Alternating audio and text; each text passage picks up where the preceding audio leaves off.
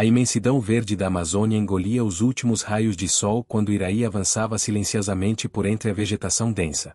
Seus pés descalços mal tocavam o solo úmido, numa dança ancestral que todo guerreiro caripuna aprendia desde a infância. Atento a cada movimento da floresta, ele seguia os rastros de uma anta que alimentaria sua aldeia por dias. A caça havia sido escassa nas últimas luas, desde que as máquinas dos brancos começaram a devorar a mata ao norte do território sagrado. O céu alaranjado já cedia lugar ao manto escuro da noite quando um grito cortou o silêncio da floresta. Não era um grito animal. Iraí conhecia cada som daquela mata como conhecia as linhas de sua própria mão. Era um grito humano, desesperado e agudo. Um grito de mulher. Sem hesitar, o guerreiro abandonou o rastro da anta e correu na direção do chamado. Seus músculos tensionaram-se enquanto saltava por sobre troncos caídos e desviava de galhos baixos. A urgência pulsava em seu peito como um segundo coração. Poucos minutos depois, chegou a uma pequena clareira e parou bruscamente, assimilando a cena à sua frente. Uma mulher de pele pálida como a lua estava encurralada contra uma árvore centenária. Suas roupas rasgadas e sujas de lama denunciavam uma longa caminhada pela mata. Mas o que fez o sangue de Iraí gelar foi a imponente onça pintada que avançava lentamente em direção a ela, os músculos poderosos ondulando sob o pelo dourado manchado de preto, preparando-se para o bote fatal. O guerreiro não pensou duas vezes. Com um movimento fluido, armou seu arco e disparou uma flecha certeira que atingiu o flanco do animal. A onça rugiu, virando-se furiosa para seu novo adversário.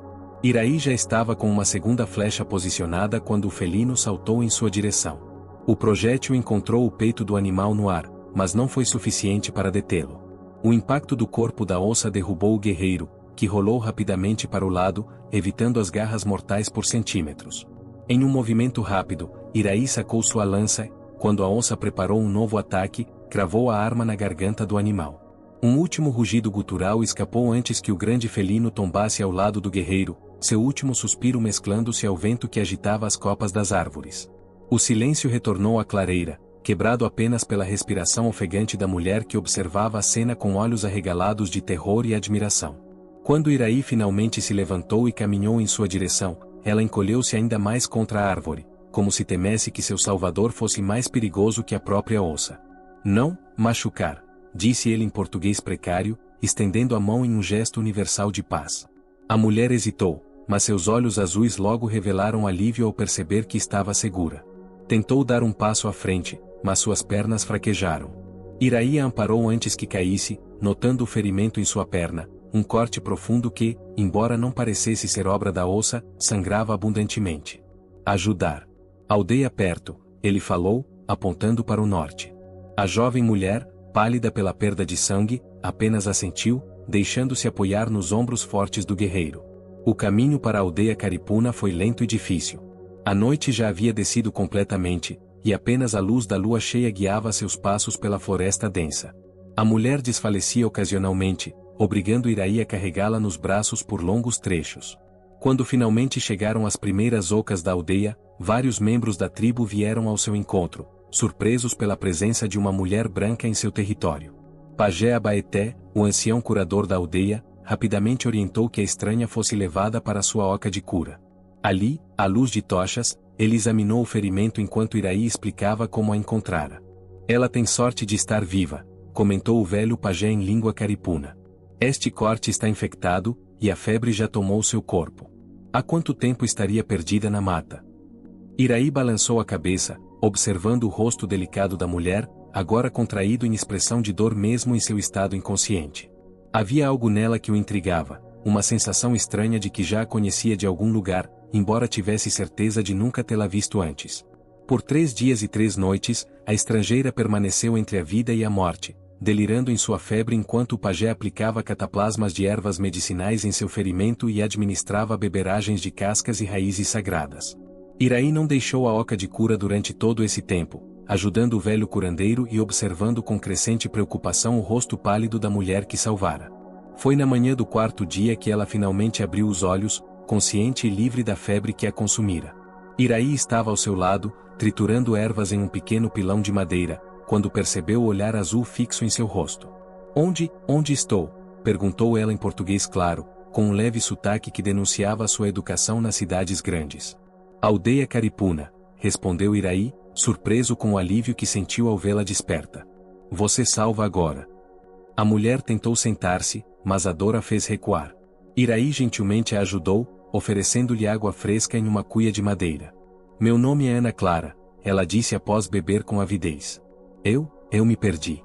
Estávamos em uma expedição quando fomos separados pela tempestade de 3 dias atrás. Tentei encontrar o caminho de volta, mas acabei me ferindo em uma armadilha de caça e depois, a onça. Seus olhos encheram-se de lágrimas. Você me salvou. Obrigada. Iraí assentiu, mas algo na história não parecia completo. Que tipo de expedição entraria tão profundamente em território indígena demarcado?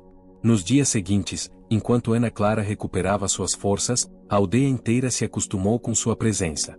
As crianças, especialmente, estavam fascinadas por seus cabelos dourados e olhos da cor do céu. Ela aprendia rápido algumas palavras na língua caripuna e mostrava genuíno interesse pelos costumes e tradições da tribo. Iraí, que inicialmente planejava conduzi-la de volta à civilização assim que estivesse forte o suficiente, começava a apreciar suas conversas. Ana Clara era diferente dos outros brancos que conhecera, respeitosa, curiosa, sem o habitual ar de superioridade que tantos carregavam ao olhar para seu povo. Uma tarde, enquanto caminhavam pela margem do rio que cortava a aldeia, Ana Clara perguntou sobre os símbolos gravados em uma antiga pedra sagrada. É pedra dos ancestrais, explicou Iraí.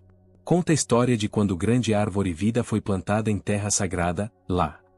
Ele apontou para além do rio, onde montanhas azuladas se erguiam no horizonte. Lugar onde espíritos moram. Lugar muito importante para Caripuna. E vocês ainda podem ir até lá? Perguntou Ana Clara, com uma expressão que Iraí não conseguiu decifrar. Não mais, respondeu ele, e uma sombra cruzou seu rosto. Homem branco destruiu. Cortou árvores sagradas. Trouxe máquinas grandes. Agora a terra sagrada virou, como se diz, fazenda. Ana Clara empalideceu visivelmente, e por um momento Iraí pensou que ela estivesse tendo uma recaída. Mas quando ela falou, sua voz estava carregada de uma emoção diferente. Quando foi isso? 2 estações de chuva atrás. Grande tristeza para meu povo. Muitos guerreiros queriam lutar, mas Cacique diz que armas de fogo dos brancos matariam todos. Então rezamos para espíritos encontrarem novo lar. Ana Clara olhou para o rio por um longo momento, como se buscasse palavras nas águas que corriam. Quando finalmente voltou a encarar Iraí, havia uma determinação em seus olhos que não estava lá antes. Preciso te contar algo, Iraí. Algo que talvez faça você me odiar. O guerreiro franziu o senho, confuso com a súbita mudança. Por que o odiar? Por quê? Ela respirou fundo, encarando-o diretamente. A fazenda que você mencionou, que destruiu o local sagrado do seu povo, pertence ao meu pai, Roberto Montenegro. As palavras atingiram Iraí como uma flecha envenenada. Montenegro. Aquele nome era pronunciado como uma maldição entre seu povo. O homem que chegará com papéis que chamava de documentos legais, acompanhado de homens armados e tratores que derrubaram em dias o que a natureza levará séculos para construir. O homem cujas ações haviam levado à morte de 3 anciãos que, de puro desgosto, simplesmente deixaram seus espíritos partirem. Iraí deu um passo para trás, seu rosto uma máscara de incredulidade e dor. Você, filha de Montenegro? Sim, Ana Clara confirmou, sua voz quase um sussurro. Eu não sabia, Iraí. Juro que não sabia sobre o local sagrado quando meu pai comprou essas terras. Ele me disse que era área abandonada, sem importância para ninguém. Vim nesta expedição porque queria conhecer a região antes de assumir a administração da fazenda. O guerreiro sentiu como se o mundo sob seus pés tivesse desaparecido. A mulher que salvara, que protegera, que começara a admirar, era a herdeira do homem que trouxera mais sofrimento ao seu povo do que qualquer outro na memória viva da tribo. Por isso você aqui, ele murmurou, mais para si mesmo do que para ela. Não perdida. Explorando terra para depois destruir mais. Não! Ana Clara exclamou, dando um passo em sua direção. Iraí recuou novamente. Não é isso. Eu realmente me perdi depois da tempestade. Mas agora entendo por que estava me sentindo tão culpada desde que cheguei aqui, vendo como vivem, como respeitam a terra. Meu pai mentiu para mim, Iraí. E eu vim descobrir a verdade. Iraí permaneceu em silêncio, suas emoções em turbilhão. Parte dele queria acreditar nela, outra parte gritava que era apenas mais uma mentira dos brancos, como tantas outras que seu povo ouvirá ao longo dos séculos. Naquela noite, uma reunião de emergência foi convocada na Oca Central. O cacique Juruna, após ouvir a revelação de Iraí, ordenou que Ana Clara fosse mantida sob vigilância constante enquanto o conselho tribal decidia seu destino. Alguns guerreiros mais jovens defendiam que ela fosse usada como moeda de troca, sua vida pela devolução das terras sagradas. Outros, mais moderados, sugeriam simplesmente escoltá-la para fora do território e jamais permitir seu retorno. Iraí observava o debate em silêncio, seu coração dividido. Quando finalmente se levantou para falar, todos se calaram, respeitando o guerreiro que trouxera a estranha para seu meio. Ana Clara não é como o pai dela, disse em sua língua materna. Vi bondade em seus olhos. Talvez Tupã tenha guiado Onça até ela, e depois guiado meus passos, para que pudéssemos encontrar caminho para recuperar terra sagrada sem derramamento de sangue. Um murmúrio percorreu a assembleia. O velho pajé Abaeté assentiu lentamente, seu rosto enrugado iluminado pela fogueira central. Os espíritos trabalham de formas misteriosas, comentou o ancião. Talvez a filha seja o caminho para curar o mal causado pelo pai. O cacique Juruna refletiu por longos momentos antes de pronunciar sua decisão. Amanhã, quando o sol nascer, Iraí levará a filha de Montenegro até a fronteira de nossas terras. Lá, ela escolherá retornar para seu povo e nunca mais pisar em solo caripuna, ou provar suas palavras ajudando-nos a recuperar o que nos foi roubado. Ao amanhecer, Ana Clara já esperava ao lado da oca de cura quando Iraí veio buscá-la. Seu rosto mostrava determinação, apesar do medo visível em seus olhos. Vão me mandar embora, não é? Perguntou ela enquanto caminhavam para fora da aldeia. Depende de você, respondeu Iraí, seu tom mais suave do que na tarde anterior. Durante a noite, após muita reflexão, ele concluíra que seu instinto inicial sobre Ana Clara não poderia estar completamente errado. Cacique diz que você pode escolher caminho. Enquanto avançavam pela trilha que levava aos limites do território caripuna, Ana Clara explicou mais sobre sua vida. Como crescerá longe do pai, criada por sua mãe em São Paulo após o divórcio. Como só recentemente, após a formatura na Faculdade de Biologia, aceitara o convite do pai para conhecer seus negócios no norte. Como ficará horrorizada ao descobrir, através de conversas com funcionários da fazenda, que a área desmatada havia sido tomada de indígenas, embora ninguém soubesse precisar qual tribo. Tentei questionar meu pai, ela contou, mas ele sempre desconversava, dizia que eram histórias inventadas por ambientalistas para atrapalhar o progresso. Foi por isso que organizei essa expedição com alguns colegas biólogos, para ver com meus próprios olhos o impacto do desmatamento na região. Quando chegaram à fronteira demarcada do território, Iraí parou e apontou para o leste. Seguindo o sol nascente, 2 dias de caminhada até primeiro posto branco, explicou. Você pode ir. Ou... Ele hesitou, olhando nos olhos azuis que o fitavam com expectativa. Ou pode voltar comigo para a aldeia e ajudar meu povo. Ana Clara não hesitou. Quero ajudar, Iraí. Quero consertar o que meu pai destruiu. Não posso devolver as árvores centenárias que ele derrubou, mas posso tentar garantir que o restante da floresta fique protegido. O plano foi elaborado nos dias seguintes, com a participação do cacique, do pajé e dos guerreiros mais experientes. Ana Clara revelou que seu pai havia cortado o caminho em processos de licenciamento ambiental e subornado fiscais para conseguir expandir a fazenda além dos limites permitidos, invadindo território indígena demarcado.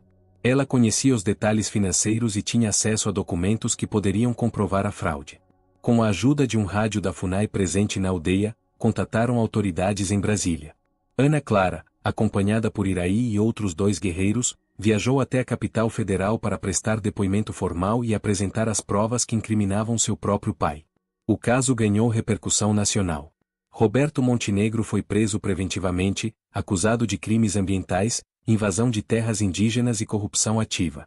A fazenda foi embargada, e iniciou-se um processo para a devolução da área sagrada ao povo caripuna. Para Ana Clara, não havia mais volta. Seu pai, da prisão, a deserdou e renegou publicamente, chamando-a de traidora da própria família em entrevista a jornais. Seus antigos amigos do círculo social da elite paulistana cortaram relações, chocados com sua traição à classe produtora.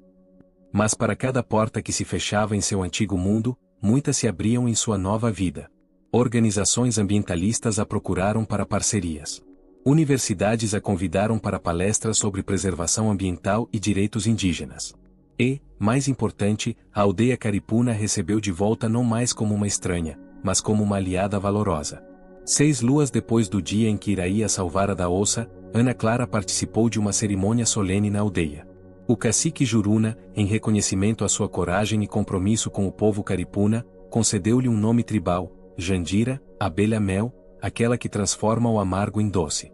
Naquela mesma noite, sob um céu estrelado às margens do rio, Iraí encontrou Ana Clara, agora Jandira, contemplando o reflexo da lua nas águas.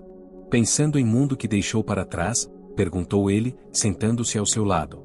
Ela sorriu, um sorriso que já não carregava o peso da culpa ou do medo. Pensando no mundo que encontrei, respondeu. Sabia que nunca me encaixei naquela vida, Iraí. Sempre senti que faltava algo essencial, uma conexão verdadeira com a terra, com as pessoas. O guerreiro assentiu, compreendendo perfeitamente o que ela queria dizer. Em silêncio, ambos observaram a lua que subia no céu, derramando sua luz prateada sobre a floresta que agora, mais uma vez, pertencia àqueles que sempre a honraram. Hoje, 3 anos depois daquele encontro fatídico na clareira, Ana Clara vive permanentemente na aldeia caripuna. Criou um projeto de educação ambiental que recebe estudantes de todo o Brasil para aprender sobre a floresta e a cultura indígena. A área sagrada, devolvida à tribo após longa batalha judicial, está em processo de regeneração natural, com milhares de mudas de espécies nativas plantadas onde antes havia apenas pasto. Roberto Montenegro ainda cumpre pena em regime semiaberto, seu império financeiro desmoronado após as investigações revelarem uma rede de crimes ambientais que se estendia por 3 estados. Ele nunca aceitou o perdão oferecido pela filha, preferindo alimentar o ressentimento em seu coração endurecido. Mas Ana Clara encontrou paz. Na aldeia que jurou nunca perdoar sua família, ela encontrou perdão, propósito, eventualmente, amor. Ao lado de Iraí, agora seu companheiro de vida conforme os ritos caripuna, ela trabalha diariamente para proteger a floresta e seus guardiões ancestrais. E às vezes, nas noites de lua cheia, quando os mais velhos se reúnem ao redor da fogueira para contar histórias, o pajé Abaeté relembra como uma onça pintada, mensageira dos espíritos da floresta, uniu 2 mundos que pareciam destinados a permanecer em conflito eterno, provando que mesmo das maiores tragédias pode nascer esperança para o futuro.